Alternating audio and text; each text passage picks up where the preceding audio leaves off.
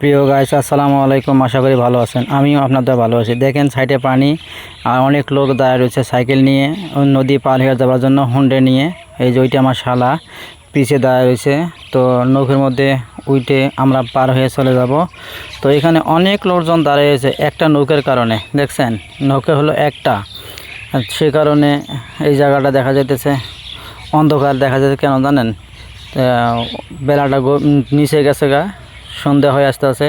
আমরা এমন একটা সময় চলে আসছি, তো সন্ধ্যা হয়ে গেছে গা, আমরা নদী পার হয়ে যাব। অনেক লোকের ভিড় এই একটা নৌকাতে ওঠার জন্য। তা কত সুন্দর দৃশ্য দেখা যাইতেছে। হুন্ডা নামতেছে, নামিয়ে যাইতেছে। ওই যে কতগুলা হুন্ডা আবার উঠতেছে। তো এই যে লোকজন উঠতেছে এই উঠার জন্য সামনে গেছে গা, কিন্তু ওরে উঠতে দেয় নাই লোক বেশি হওয়ার কারণে। তো আপনারা দেখতে পারতেছেন প্রিয় বন্ধুগণ, আমি এই দৃশ্য দেখে অনেক খুশি হয়ে গেছি। তো আপনারা আসবেন এই ঘাট দেখার জন্য। ঘাটে সুন্দর দৃশ্য। তো প্রিয় বন্ধুগণ, এই যে হুন্ডার পিছন সাইডের লাইটে দেখা যাইতেছে, এই লাইটের কারণে আমরা কোনো কিছু দেখতে পারতেছি না। তার কারণ সন্ধে হয়ে গেছে। তো এই সন্ধে হওয়ার কারণে আমরা নদীটা পার হয়ে যাইতে পারতেছি না।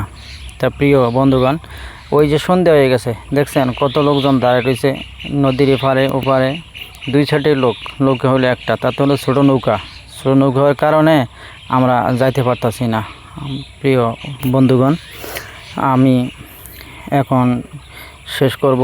তো আপনারা আসবেন, ঘুরে দেখে যাবেন। ধন্যবাদ, ভালো থাকবেন ইনশাআল্লাহ। আসসালামু আলাইকুম।